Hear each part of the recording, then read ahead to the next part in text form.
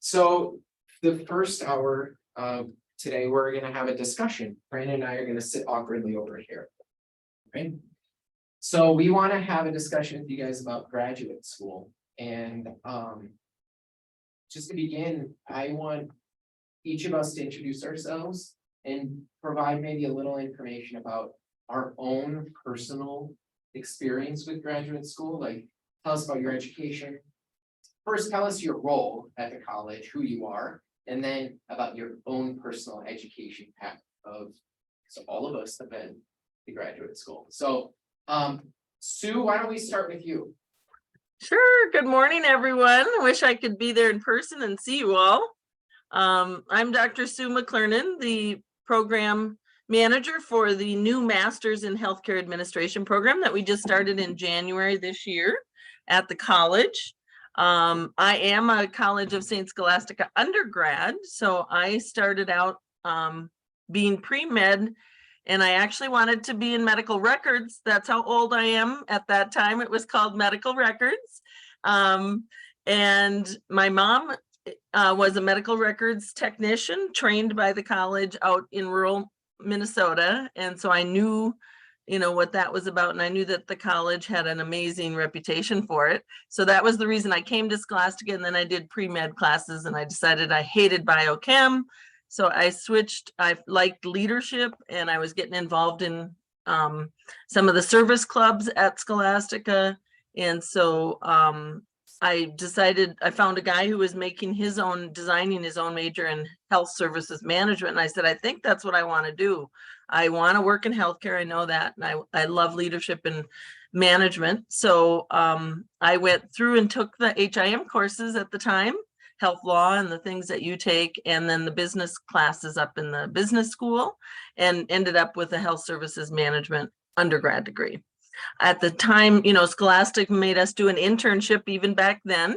So I did a 10-week internship at St. Mary's Hospital, now medical center downtown. And it also helped me reiterate that I really liked it. They actually asked me to stay on while I was in school, finishing school part-time and full-time in the summers. And I loved doing project work for them. And so I did apply to grad school.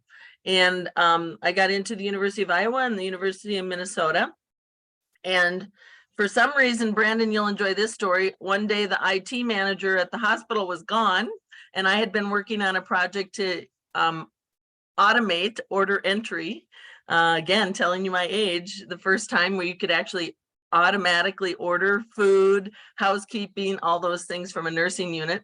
And so Jim Shervany, who was the administrator, asked if I would delay grad school and take lead on this project. So I said, sure, that seems good, get some experience. So I did stay at St. Mary's I ended up being there 2.5 years. And then I went on to grad school and I got my master's degree in health administration at the U of M, and worked over 25 plus years in the field in administrative positions and loved my career. It was kind of mission and pulled everything together for me. So that's what I'm doing. And that's why I like helping teach our future leaders in healthcare administration. So that's my story. So I'm back full circle, back to the college.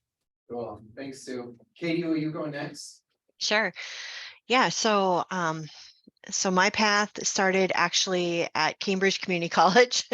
I had no idea what I wanted to do out of high school. And as things got going and I was getting done with that first year, I thought, what the heck am I going to do? And so I went to their career services department. They gave me this assessment that told me these things that would be a good fit, for my interest, and medical records was one of them. My mom worked at Kanabec Hospital, which is now Wellia Health in Mora. And so she connected me with the medical records director there, and I met with her and I was like, yeah, I think this is something I would be interested in and want to do. And so, yeah, I just started researching. I knew I wanted a 4-year degree, and CSS was, the only choice in the state. So I decided to transfer in as a sophomore at CSS. So got my undergrad in HIM from CSS in 2002. And then my first job was at Pine Medical Center in Sandstone, which is now Essentia Health Sandstone. They had, it was a critical access hospital with an attached 75-bed nursing home. And so I oversaw HIM there for, I think it was about 6 years. And it was getting to be that time where we were transitioning from paper medical records to electronic medical records. And I knew I did not have all of the skills necessary to really maybe make that transition. And so I started looking at graduate school, talked with my supervisor. There was tuition reimbursement. There was more money in it for me at the end. So in a way, it was a promotional kind of motivation to get my master's degree. And so got my master's degree from CSS. I think it was 2007 when I graduated from CSS with my master's in HIM. And then actually after I graduated, they made me the IT manager at Pine Medical Center, and so oversaw the implementation of Meditech through SISU there. And then ended up leaving because my girls, I was driving to Sandstone, they were coming with me, and they were getting to that age where Nora was going to be starting preschool. So I knew I needed to be closer to home because I live in Moore, and Sandstone was about it was over half an hour drive. Anyways, so and just at that time, the IT manager position came open at Kaniebik Hospital, which is now Wellia. And so I was there for about 3 years before I joined CSS. And then, yeah, so the rest is history, I guess. And then the doctorates as well. Oh, yeah. Yeah. So then obviously, Oh, obviously wanted more promotion and all of those good things that come with that and at CSS. So I decided to pursue a Doctor of Education and just some research in colleges. I settled on, when it settled, but I chose Bethel University because they had an online program. What I loved about it and what drew me to that program was it was so much like CSS, like, kind of small class sizes, the faculty support, all of those things that I really enjoyed about it. And it required 1 week on campus for, I can't remember if it was 2 or 3 summers. I think it was 2 summers, and then the third was kind of like optional, depending on where you were with your dissertation. If you wanted more help and support and things like that with research, and I think I did do that because I needed a push to get my dissertation done, and so I finished that up. Actually graduated during COVID, so I think it was 2020 when I graduated from Bethel, and my, I guess it was a Doctor of Education degree with an emphasis on leadership and higher education is what I have. So, yeah. thanks, Gabe. Yep. Right.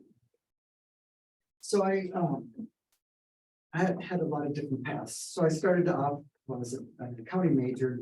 After my first year, I decided I took a chemistry class, enjoyed that, did well in that. So I stuck with a chemistry major as an undergraduate at St. Cloud State University.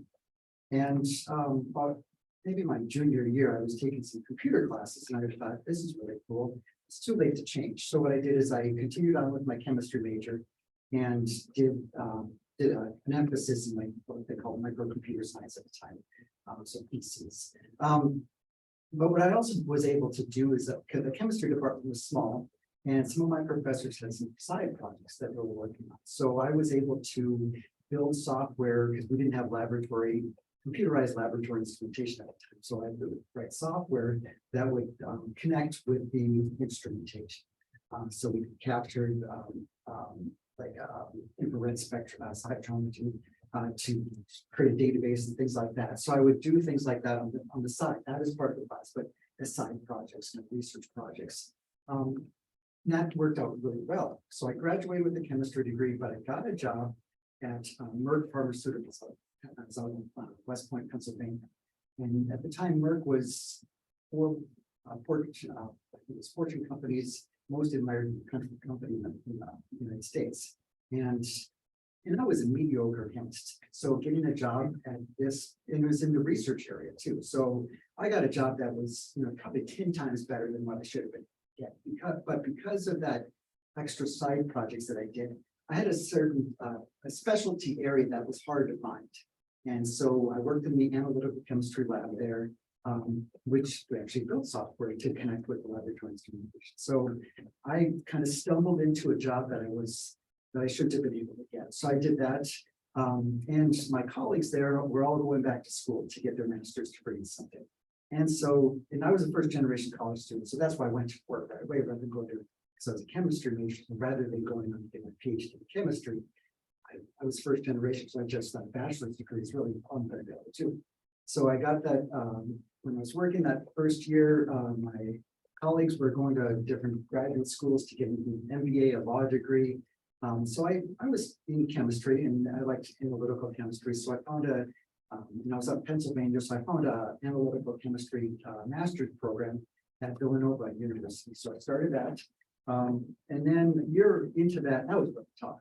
But I was passing my classes. Year into that, we moved just because there's the East Coast. We were building Midwestern people. East Coast was a foreign nation to us. So we moved, wanted to get back closer to home. So we moved to Kansas City. So I left grad school and I was working full time, going to grad school at night. Then we moved to Kansas City. And I worked at Mary Merrill Dow. I was Dow Chemicals Pharmaceutical Company. As an analytical chemist. And then I didn't realize that type of quality assurance chemistry was copal chemistry. It was just basically following instructions, in the lab, and the trained monkey could have done it. So I'm really bored. So I found projects outside of the lab, and doing some building software again for various needs, and got connected with our IT department and was doing some side project with that. My manager at the lab didn't really like that I was doing this, but this is really what my interest was. And I had other advocates for me that was to help me with those projects. So then again, colleagues were going to get their graduate degree there. So I decided to return to graduate school part-time. Went to Webster University in Kansas City, and ended up getting my master's degree in basically management information systems. So I got my master's degree, and that really allowed me then to move full-time into our IT department of pharmaceutical company. And I was there in Kansas City for 4 years, and then we decided we want to move back to Minnesota. So I ended up getting a job here in Duluth at what's now Essentia. I was there during the merger between St. Mary's and Duluth Clinic. So that was many years ago. I was in their IT department for about 1.5 years, but it was kind of culture shock. So I was working for large pharmaceutical companies that have lots of money. IT was highly revered, and at the time at SMBC, but it was the firm, IT was really more almost like clerical. You get your pay raise after all the doctors get theirs. What's left over is what you'll get. So it was quite a bit different nowadays. So this is a different company. So I was not very happy with that. So I ended up leaving, working for a consulting firm during the Y2K. During that time period when we were actually inspecting software to find out which software is going to fail. Then shortly left there, worked for a company down in the Twin Cities for 5 years, and then an opportunity came here. Actually, when I was down in the Twin Cities, I was working remote, so I would work. We called it telecommuting back then, out of my house, and I was a project manager for them. And then Tom Gibbons here, Tom Gibbons. So he was a professor here as well, and they were hiring a program director to run a new master's program. We have here at the college in computer information systems, and they were having a hard time finding somebody. So he asked me if I would apply. So I guess they settled on me eventually. So I took that job, converted that to an IT leadership program, and then created a master's in project management, and then most recently created a master's in applied data analytics. So I'm the program director for the master. In a meeting, but I'm on mute. But are we gonna get this fixed, or what do you think? You're not on mute now, Sue. You were just unmuted. Okay, go ahead. So we have the Master of Arts in Applied Data Analytics. We have a certificate in project management. And then I'm also teaching some undergraduate classes in computer information systems. So I've been here for quite some time. But what I wanted to do too is get a 10-year position so that I could have a little bit more job security. And that's why I went into higher education too, because throughout my career, all these companies were downsizing to one point or another, so there's always chaos. So I'm kind of sick of that. So I wanted to have some more stability. So I came here in order to keep that stability. I went back to school and got my, again, part-time, got my PhD in information technology with a specialization in project management. Did that through Capella University, an online program, so that I could continue to work while I'm going to school. So both my master's, and my PhD were taken while I was working full time. So that's certainly, and that's what all the people in my graduate programs here, they're doing the same thing. They're going to school part time while they're working full time. And then it's like kids experience too. Yeah, that'd be good. So go there, do that now. Yeah. Okay, so I have two kids. My son graduated from St. John's with a computer science degree. And then he went directly to get a master's degree in statistics. So he graduated and went to University of Iowa as a full-time graduate student. So his experience was different than mine. He went full-time in their statistics department and he wanted to do more applied work in a PhD in statistics. It's quite theoretical. So he stopped out at his master's degree and is now working at 3M as a data scientist. Although he doesn't like to be called a data scientist. He does software development with data, but they call him a data scientist. So data science. Pretty much a data scientist, but just don't tell him. Okay.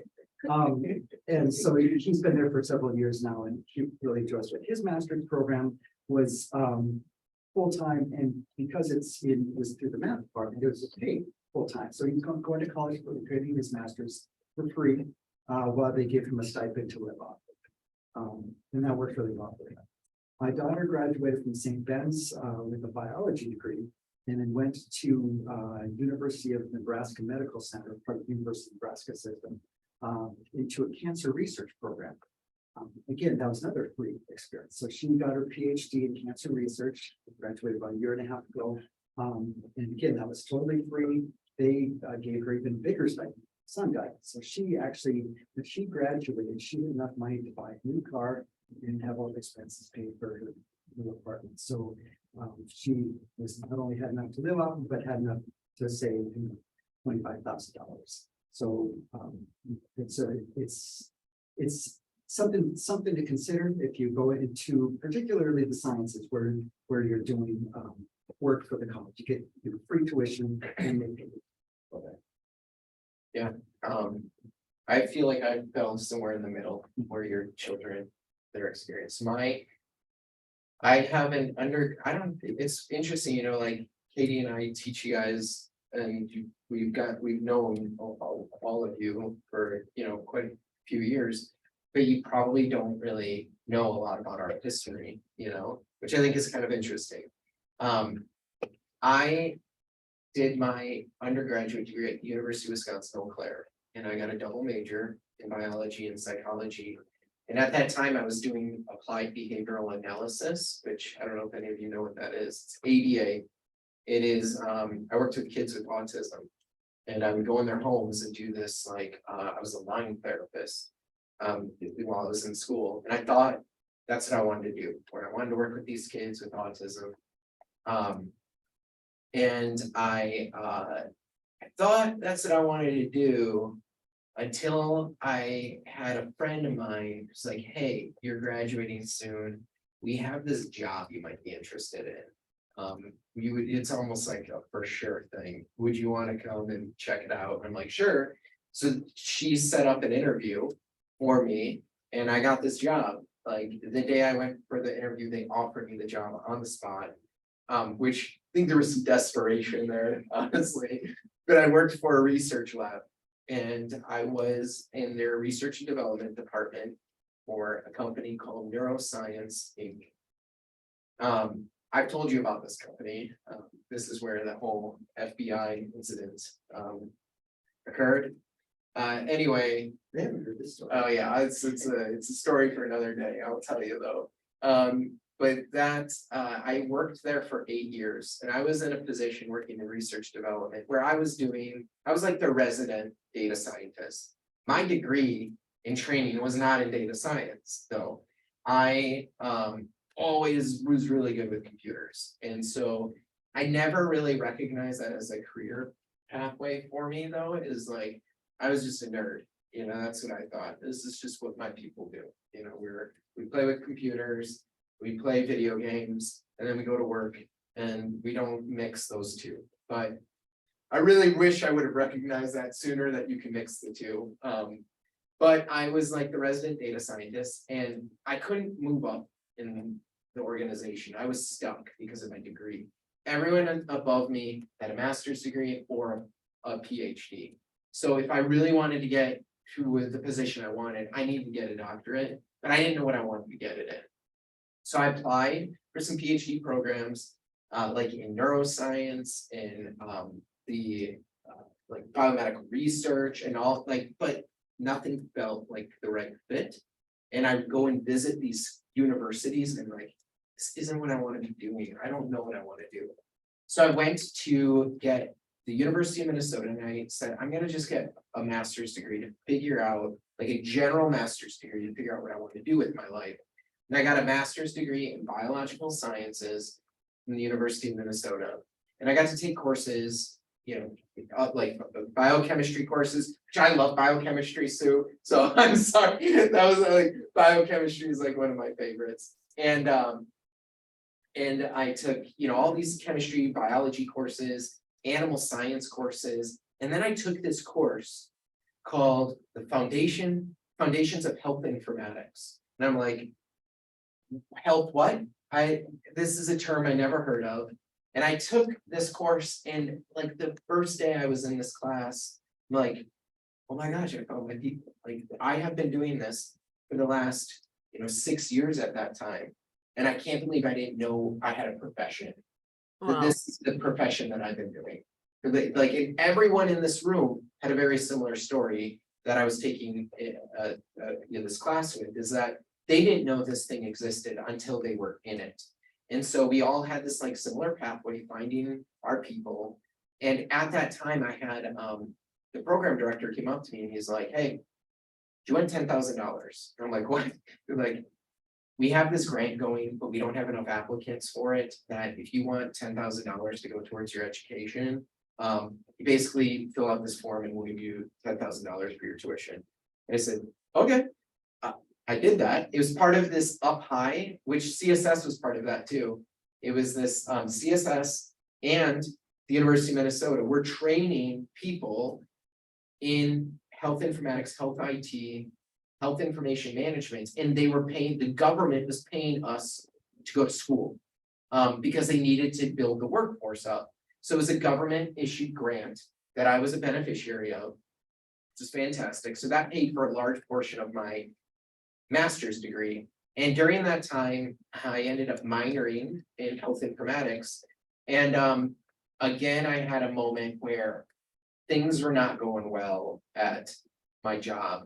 I got a master's degree, I finished the master's degree, and there was no promotion waiting for me. So I left. I just, on a whim, said, done, I'm done. And I, around the same time, applied for the PhD program at the University of Minnesota, the Health Informatics PhD program. And I got it, and I worked as a TA for a year. And what that does is you get a stipend and your tuition is paid for. So my stipend, though, was like $15,000 a year I was making while I was a student, and I had a family and I took out a bunch of loans just to survive.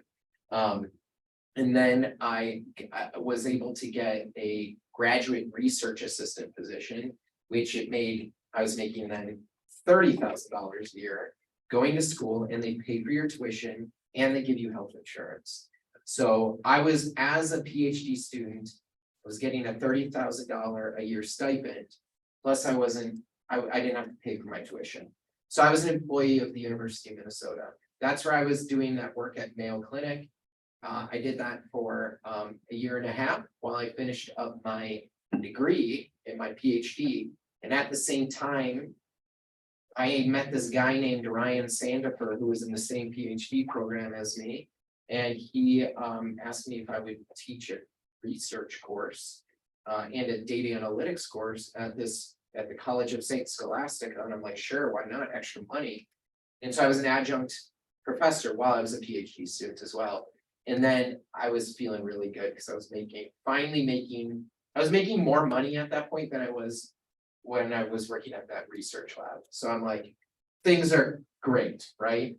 And then Ryan, when I was finishing up my PhD, Ryan said, hey, we're starting this master's program in health informatics, and there's a program director role that's open that we'll be hiring for. I think you should apply for it. So I did, I got the job, and now here I am. So what's interesting about like all of our journeys is like graduate school. We all chose to go to graduate school, primarily for opportunity, right? Opportunity for promotion, as well as to advance our skills in certain areas, right? Exactly. And I think that would be something that you see as a commonality in a lot of people that go to graduate school. But oftentimes you'll find that people that go to graduate school, like I didn't know what I wanted to go to school for. Seemed like Katie, Brandon, you were in a similar bucket. Sue, you I think figured out kind of what you wanted to do a little sooner.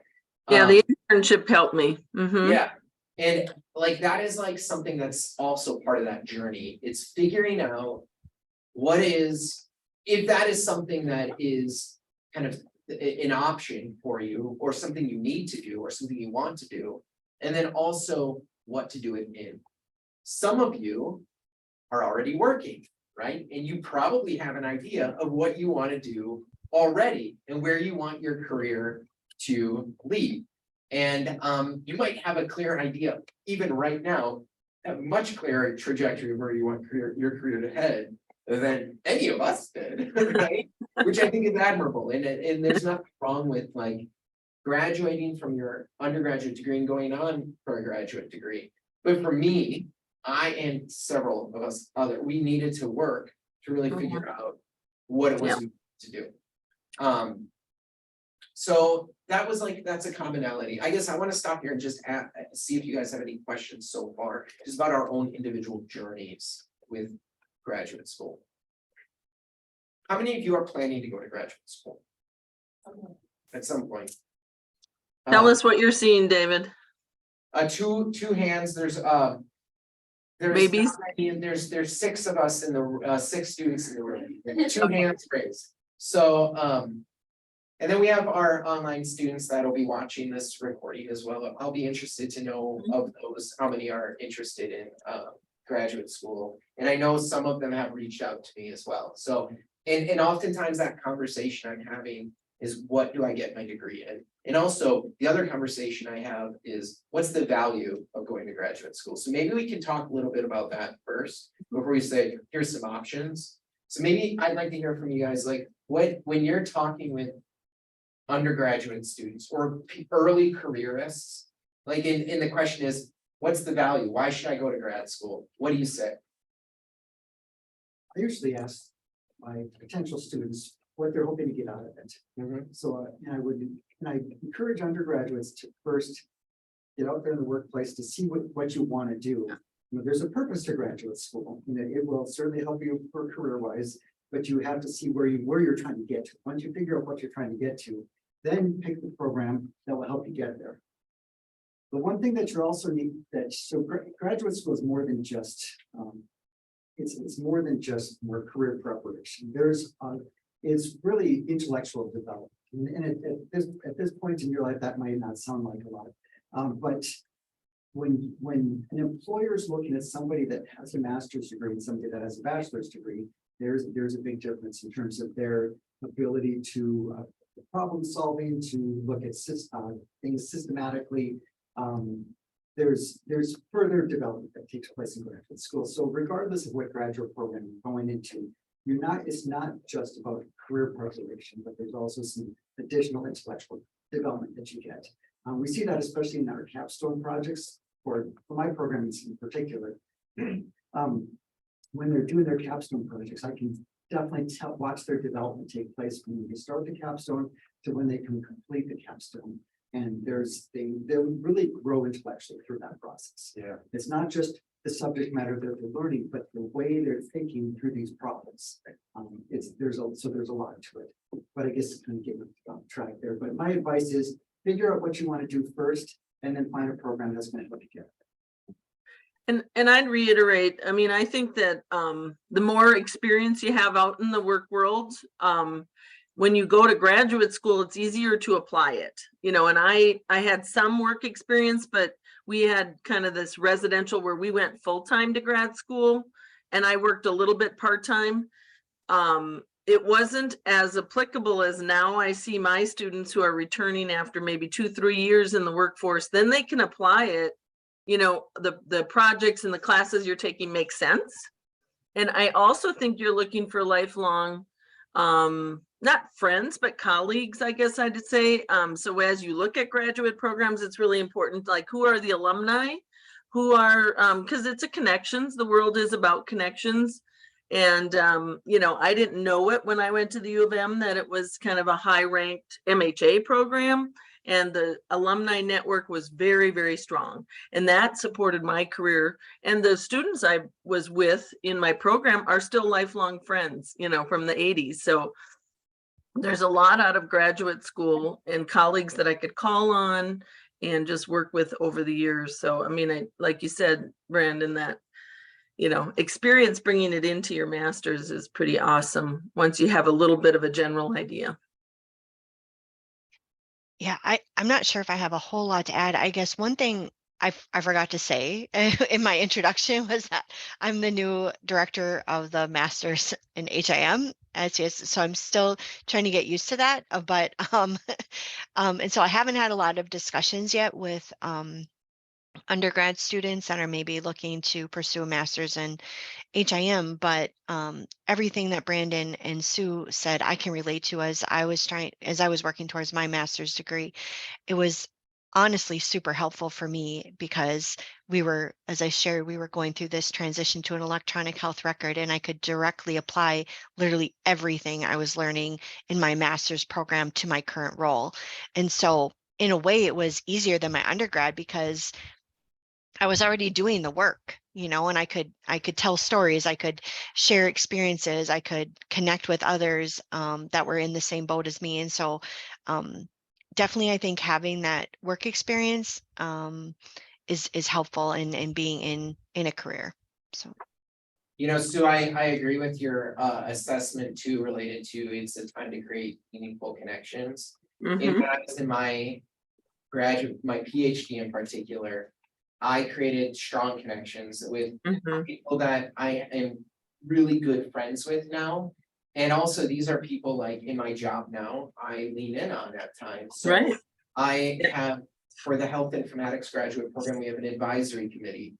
If Mhm. you look at my advisory committee, quite a few of those members are people I went to graduate school with.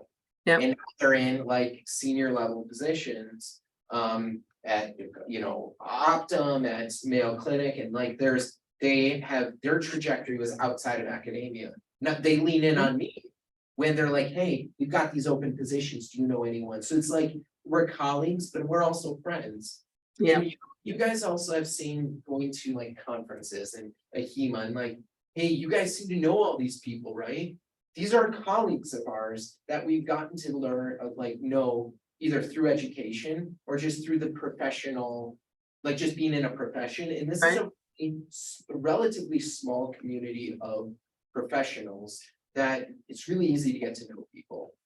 And when you're in graduate school, you're all under similar pressures and similar experiences, and you have this like shared bonding experience, right? You're like, hey, did you take a class by Dr. Mark? What a, you know, like, I can't believe he's asking us to do this, which I'm sure you all are doing right now. And, you know what though? Like I say, embrace it, like lean in on Yeah. that.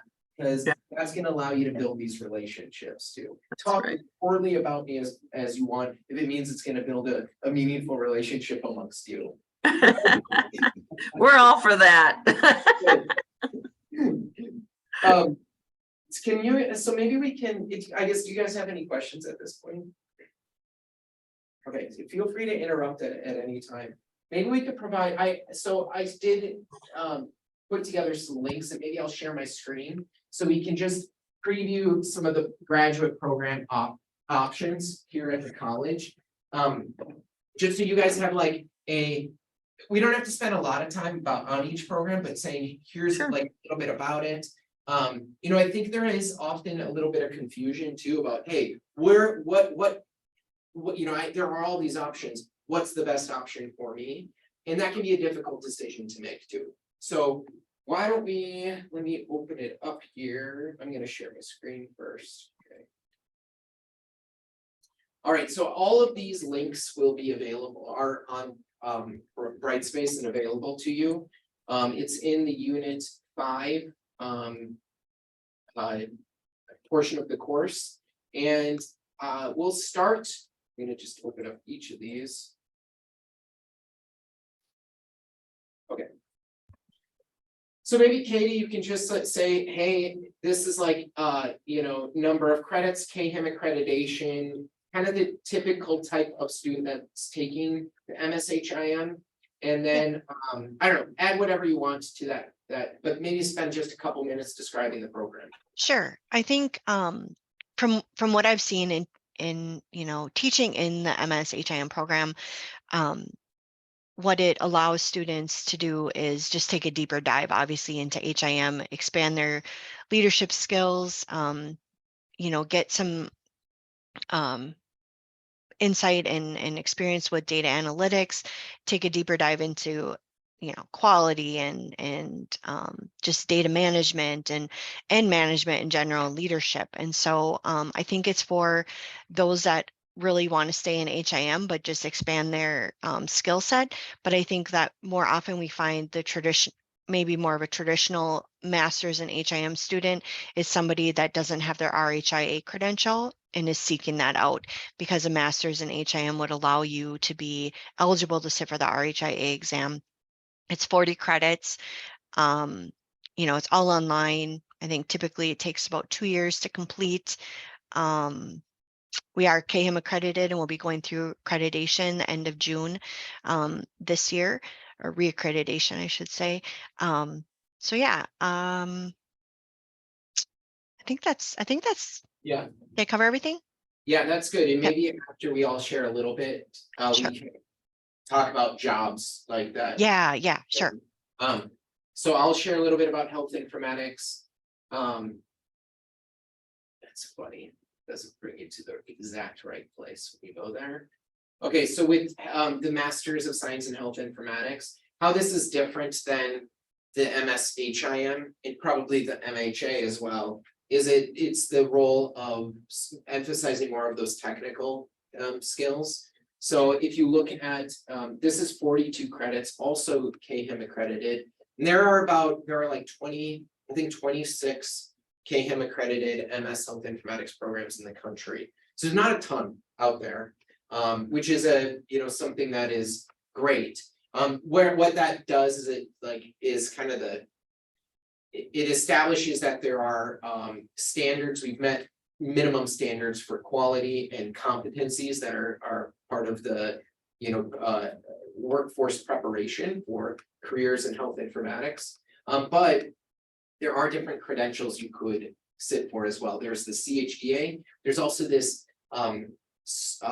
newer credential. It's a AHIC.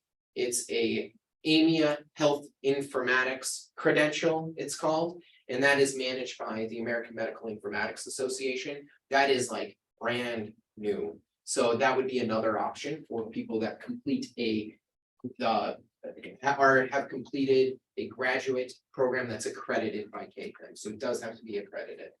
And if you look at the curriculum, you would see, some of the courses are related more to those technical skills. You can see there's CIS courses, there's health informatics courses, and there are some courses that are shared with the HIM graduate program as well.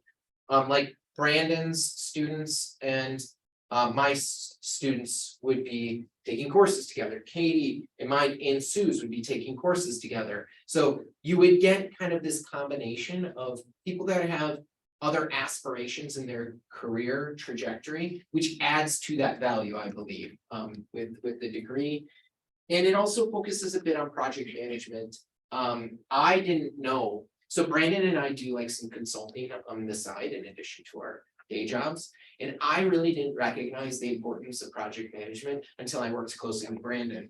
And saw how important project management is and how that is critical to the success of any project. So it's something I've, we do have a project management course that you take, but it's another option for, if that's something you would enjoy is project management. There are ways of advancing your training in that space as well. But the health informatics program really focuses in on more of those technical skills. And at the very end of the program, you do a applied research project where hopefully it's something that could be applicable to you in your career that you're in, or helping you for that kind of next move in your career, where you can evaluate a process, evaluate something that's happening within your setting that you can, evaluate it with methods like you're learning here, but then apply that method to like a process improvement plan that then you could see if you implement that plan, what is actually the result. And it being kind of like a data-centric focus of how do you utilize data to your as an asset to leverage decision making. All right, maybe Brandon will go with you next. And there's also a certificate too that is 18 credits that we have students from many different graduate programs, or sometimes this is all they're pursuing. They would be going after that as well. Brandon, you want to talk about the ADA? Sure. So our applied data analytics program, 37 credits. It's about, I think that equates to about $18,000. 2-year program, or a little less than 2 years, it takes most of our students. And really, this is it's for really broadly anybody. We removed even the statistics prerequisite now. So there's no prerequisites other than a 4-year degree to get into it. And it's really for people that want to work with data as part of their job, regardless of what industry they're in. So we get people from all different industries: finance, real estate, health, actually some an HIM alumni was a recent graduate here too. Working for Amazon now. Moved now Essential. Oh, he's back? Yeah, I have to tell you about that. Oh, okay. So the core set of courses, the first 4 courses, we have our certificate as well, graduate certificate in applied data analytics. That's those first 4 courses. And then after that, we moved more into more advanced. So if you look at data analytics, kind of the spectrums, data analytics is looking at past data, and then data science, which you're making predictions or looking at optimal cases of data, building different types of models. That's data science. So the spectrum between data analytics, data science, we're kind of somewhere in between, because some of these courses are much more data sciencey, such as machine learning, big data management, we have text analytics. So not just looking at data and answering numerical questions, but also looking at text and be able to identify patterns through the text as well. And then similar to what in David's program, we have an applied project where students are going to go solve a problem with data. So in ours, students pick whatever industry they're in or whatever interest that they have. They'll go find they'll come up with a question that they want to answer. Typically, it has to be an action-oriented question. And then they use data to solve that problem. So there's a 7-credit capstone project. First 3 credits are learning about the research process and how you go about doing research. And then the second 2-credit courses are the actual project themselves. So they finish that up. And I encourage them to find a project that either interests them or that's going to help them advance their career. Mm-hmm. And Brandon, you want to talk a bit about this too? Sure. So we have a certificate in project management. This is our full master's in project management in a hiatus status right now, because we're finding, at least right now with the economy, that the certificate is really where people are seeking. So in the project management field, there's a PMP certification. So project manager, if you get your like a, what is the HIM? The RHA. RHIA, there's equivalent to that in project management field, PMP, or people that are just graduating a CAPM certification. So that means that that's kind of demonstrate you've proven that you know how to do project management. That's what it's telling your employers. So this certificate program aligns well with those certifications. So this graduate certificate covers the material and prepares people then to go study for the exam. So that's really where a lot of the value is. That's why we're seeing people interested in this certificate. So if you're interested in doing project management in your organization, this is a simple, 2 semesters you can get your certificate. And it's something that really any profession, if you're managing projects, that it could be applicable to. Yeah. Great, thanks, Brandon. Sue, wanna give us a little more information about the MHA? Sure. The Master's in Healthcare is 42 credits and it can be done in 2 or 3 years, especially busy working professionals sometimes select it. We have some info sessions coming up. And our curriculum is shared again because we are from a Master's of Healthcare, you're kind of looking to move up in the organization in leadership levels from director in a large scale organization, health system, up to the C-suite. You will need your master's in healthcare administration. It could be pharmacy, it could be nursing, it could be HIM, it could be medical people come back and get their master's. But you're really learning the language of business along with the healthcare side. So if you're interested in a master's in healthcare versus like an MBA, and we have had the MBA in rural health that we've rolled into this program for regional and rural health. I just tend to say that both you'll get the language of the business side. If you're pretty sure you want to be in healthcare, an MHA is a good bet to go. If you are not sure and you might want to be other sectors of the business, you maybe lean towards an MBA. But I've found that I could go out in the business world with my MHA and have the same skills as most MBAs. It just tends to give you the healthcare language and the healthcare knowledge as you work into upper positions. So it has as the HIM and the HIT and those programs, like project management is a basic core skill that we all need. So thanks to Brandon and his team, we have it. Quality and safety, strategic planning, global health, kind of public health epidemiology a little bit. The health informatics is kind of a neat flavor that our students will get that other MHA students don't get as much of, because big data and analytics has become a huge part of our planning and working with health. Really how to lead. Leadership is the underpinning of all of this. So understanding how organizations, how teams work, and how to build effective leadership teams and implement, execute at a large scale.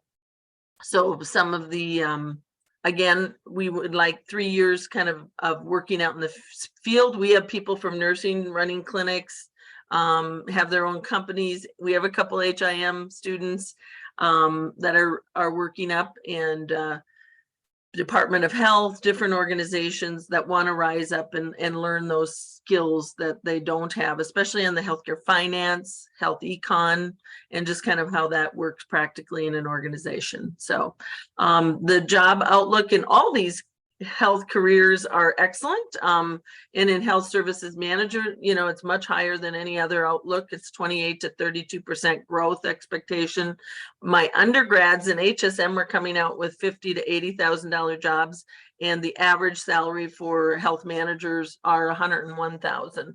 So it's a really good, I always say I got to work in mission with some pay as well. So it's a great opportunity to be looking into kind of running an organization. If you're open to responsibility and taking call and all kinds of fun things too, as you rise up the chain.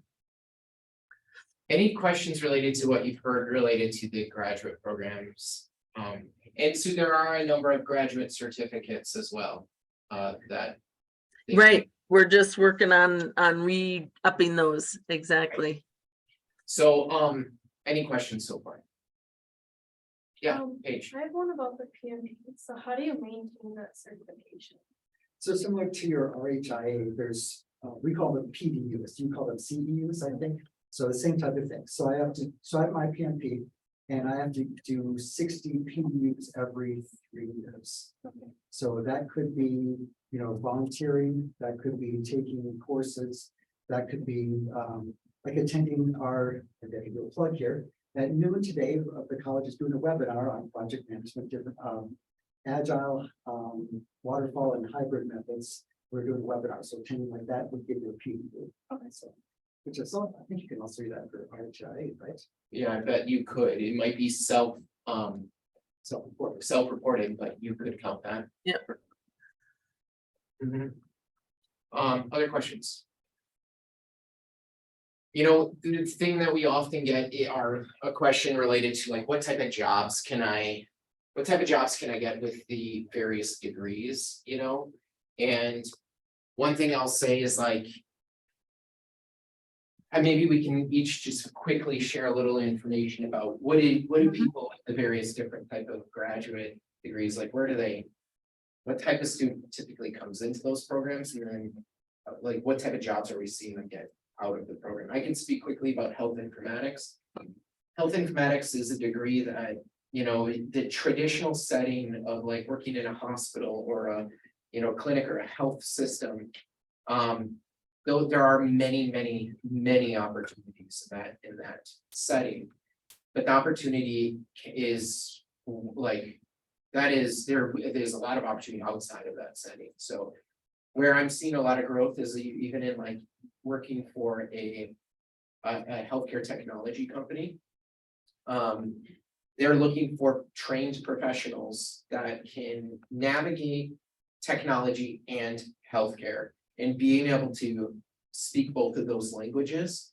You may not necessarily be a developer, but informaticist is like the liaison between the tech and the like health, right? So you gotta know how to speak both of those languages very well. In the consulting space, there's a lot of opportunity as well, to even create your own company or to work for someone else's company, to manage a lot of these projects related to, healthcare improvement, quality outcomes. It could be related to supporting technology, a database. That really it's endless in terms of where that might go.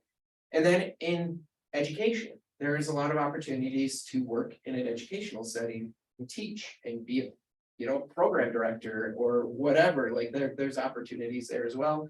Research, there's opportunities working for a research firm or in research and development, like where I started my career. There's a lot of opportunity there. So it's widespread. So you I would just recommend not looking at it as narrow focus. And if you were to go to Indeed.com, if you type in 2 words, 1 word in quotes, type in data, and another word in quotes, type in health, just those 2 words together, you'd be really surprised to see how many jobs are out there. And I think that would apply to a lot of like what we're talking about with any of these degrees. Those are 2 words that would be worth exploring. Brandon, you want to talk a little bit about jobs? Sure. So I guess my students typically, I guess both my programs, it's not to break into an entry-level job. It's to build the skills to help you in your current job. So mine, both project management and the data analytics, I see them more as skills rather than a broad industry. There is specific skill set. So if you're a health informatics professional, you want to get better at doing your data analysis. My program would help you there. You're another health professional who's leading projects, needs to be more successful in your projects. You go after the project management certificate. So I guess I see both of my programs have helped my students with their career, either getting the skills to move up in that level or getting the skills to move over to a different role in their organization. One thing I think you need to be cautious of with maybe the exception of the MHA, but it's trying to look for jobs where you're not necessarily searching for the degree. You look for keywords.